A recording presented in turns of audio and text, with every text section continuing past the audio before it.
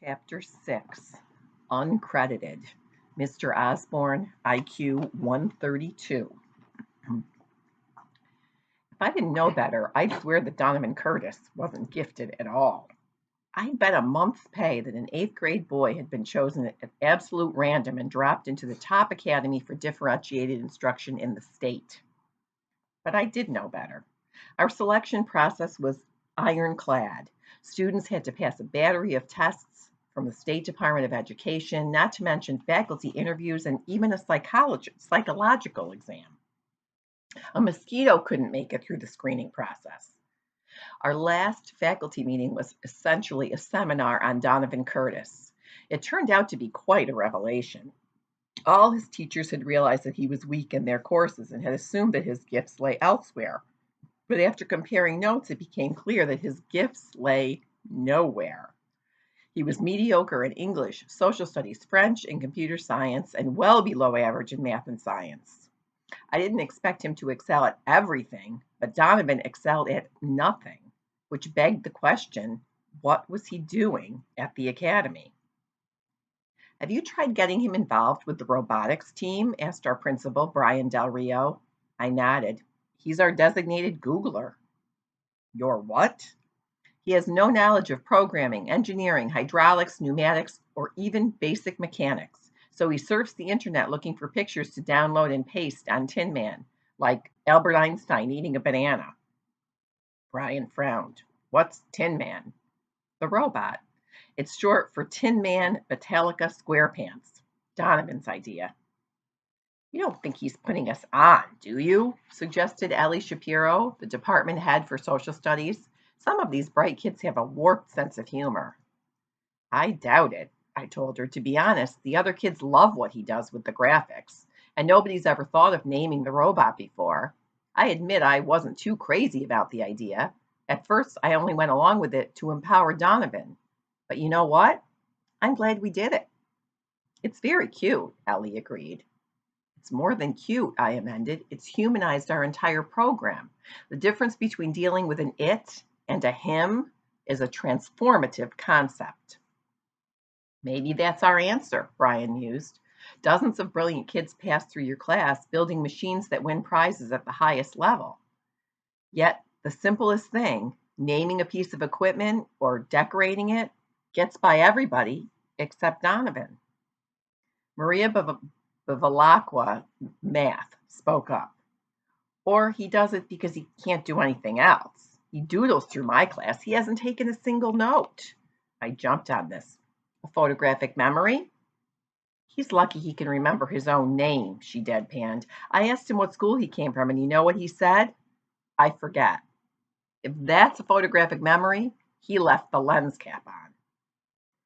Perhaps it's a kind of social intelligence, Brian ventured, really reaching. Oh, please, Maria snorted. He may seem like a smooth operator compared to our usual clientele, but there's nothing special about him in that way either. I have to agree, I said wearily. He alienated Abigail on day one, and he causes a lot of friction in the lab. Luttrell feels threatened by him, and JC doesn't know what to make of him. JC doesn't know what to make of anyone, Ellie cut in. Chloe comes the closest to understanding him, but they butt heads too, I went on. And as for Noah's so smart that most of us can't even begin to imagine what's going on in his head, Maria put in.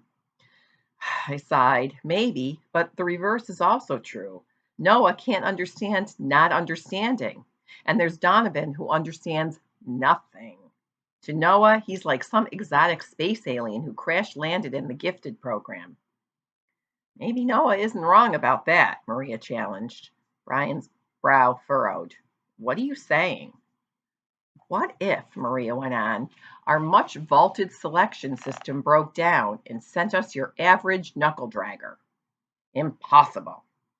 Principal was adamant. All our kids have strengths and weaknesses. We seem to have a good sense of Donovan's weaknesses. It's a start. Now we have to find his strengths. He wouldn't be here if they didn't exist. As the meeting broke up, he pulled me aside. There's one more thing. He hesitated. You're not going to like it. I sighed. Let me guess. Donovan again? This time it isn't, Donovan. As you may know, all students graduating from middle school are required to complete 1/4 of human growth and development. Human growth and development, I echoed. You mean sex education? He made a face. We haven't called it that in decades. But what does that have to do with me? I asked. They teach that in 7th grade, don't they? Usually, the principal took a deep breath. Your kids don't have it. I was horrified. None of them? None of the big names. Euclid, Halloran, Garfinkel, Lee. A few transfers took the equivalent at their old school. And Donovan's okay. He got the instruction at Hardcastle. How could we miss that? Brian shrugged unhappily. Robotics has always attracted our best and brightest. Anything new and innovative and exciting is thrown at your group. They're always busy, and the last thing anyone thought they needed was to spend hours drawing diagrams of the human body and watching videos on how babies are made. So, what happens now? I asked wearily. I have to drop what I'm doing and spend the rest of the year on sex ed? He shook his head. You need a state certification to teach human growth and development. You're not qualified. So who is? Nobody, Brian told me. Beth Vogel has been coming over from Salem to work with our 7th grade, but she's teaching a full schedule this quarter. The whole district is running on austerity. Staffing is cut to the bone.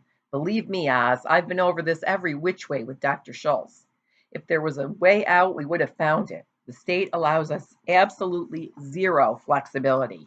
40 hours under a credentialed teacher with triple time credited for real hands-on experience. They're kids, Brian. What are they going to get hands-on experience? Where are they going to get hands-on experience of that?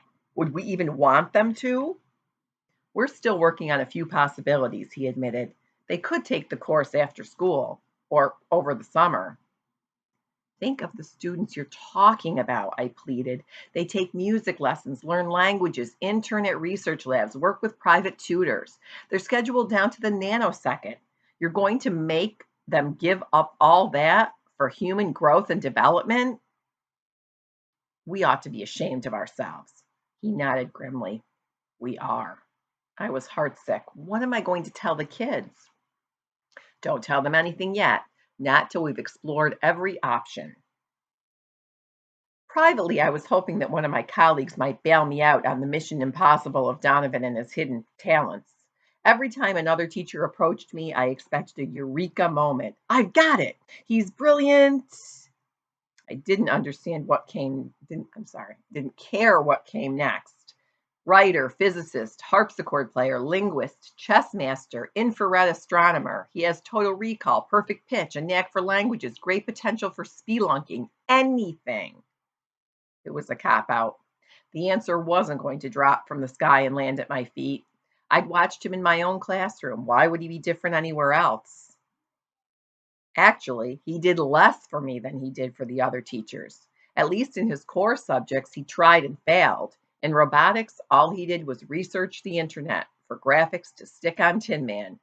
Seriously, to justify the time he spent on Google Images, we would have needed a robot the size of a 20-story building.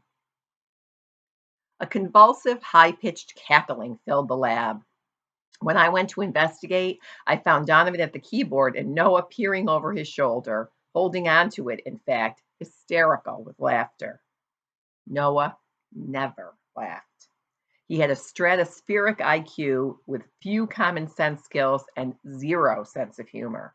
His thinking was lightning fast and flawlessly accurate, but also 100% literal. I barely recognized him, convulsed with mirth, breathing hard, his face bright pink. What is it? Look! He pointed at the screen, bereft of speech. On the screen, a brief video clip showed a barefoot man walking along the edge of a pool.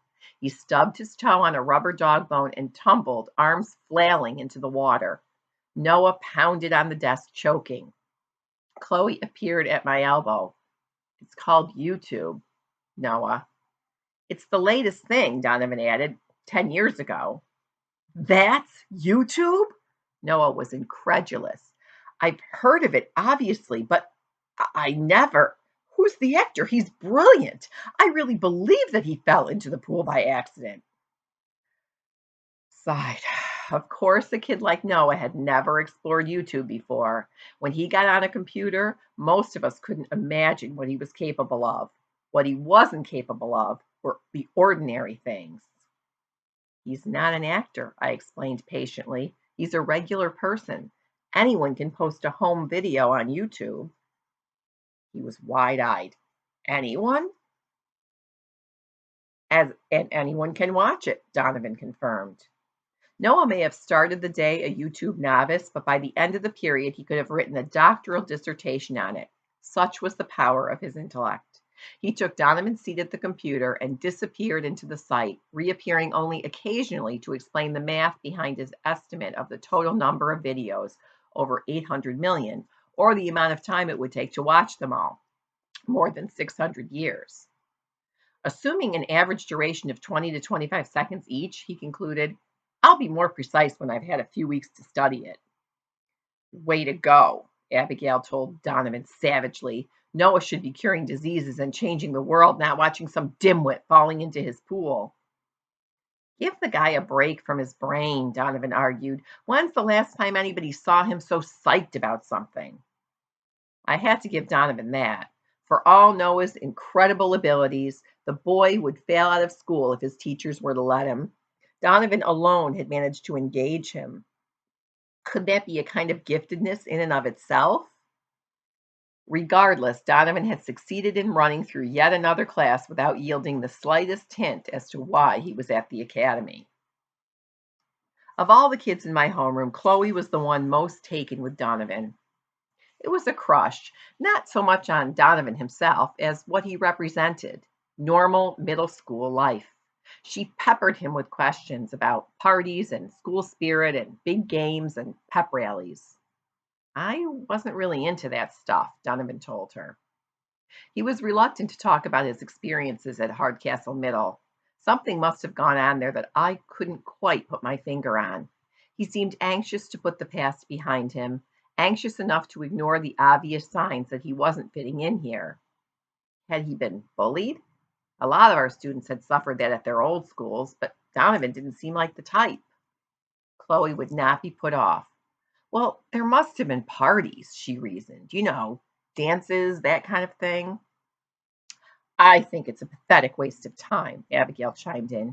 Can you imagine having nothing better to do than bounce around a school gym to bad music under cheap streamers and a cheesy rented disco ball? Don't we all have better things to do? No argument from me, said Donovan. Nothing pleased Abigail less than being agreed with by Donovan. Hey, you guys, do something funny. Noah waved at us from behind a flip video camera. This is for YouTube. The kids ignored him, but I felt it was important to support Noah's new interest. For all his brilliance, Noah spent his life in a kind of cocoon. Pointing a flip cam at people was as close as he got to social interaction. What about Tin Man? I suggested. He looks like a YouTube star to me. Abigail was horrified. That's a terrible idea. We'd be showing the other team exactly what we're working on for the robotics meet. I chuckled. It's supposed to be a friendly competition, Abigail, not a life and death struggle. Never try to tell Abigail to take it easy. The results of that meet go on your permanent record, she insisted. There could be a college admissions on the line, maybe even scholarships. If that's not a life and death struggle, I don't know what is. This could be the year we finally defeat Cold Spring Harbor and win it all. Do you want to risk that? Eventually, we shouted her down. If Cold Spring Harbor found our little clip among 600 years of video on YouTube, they deserved to beat us again. And anyway, some of the kids were already rolling Tin Man Metallica SquarePants out into the middle of the room. I had to admit, our latest creation was taking shape. No credit to me. Everything had come from the kids. Abigail and Chloe provided the design, and Noah did all the programming. The boy had never watched YouTube, but he could think in computer code. Kevin was our welding and soldering expert. JC and Latrell built the body. And there, large as life on Tin Man's chest, was Albert Einstein eating a banana, courtesy of Donovan. There were other graphics, too. a cat with a mohawk, the fiery eye of Sauron from the Lord of the Rings movies, the flag of Mozambique, and a bumper sticker that read, Office of New York City Rat Catcher. Noah brandished the flip cam and Abigail worked the joystick, sending our work in progress on its first trial run. The robot was capable of moving on its own, following a route marked by colored lines on the floor. But the most important rounds of the competition required a human driver. I watched carefully, taking special note of the wheels, which were a new type for us. Last year, Cold Spring Harbor had used mechanism wheels, which gave them extra maneuverability. But on Tin Man, I couldn't see much difference. Hold it. I got down on all fours and examined the bearings to make sure the mechanisms had a full range of motion. The problem's not the wheels, put in Donovan. It's the driver. Abigail glared at him. What do you know about robotics? Nothing, he replied honestly, but I can use a joystick. Don't you guys play video games? I'd like to see you do better. And with a casual shrug, he held out his hands for the controller. Eyes shooting sparks, Abigail relinquished it, and Donovan put Tin Man through his paces. I watched in amazement. The robot fairly danced around the lab, the lift mechanism moving easily.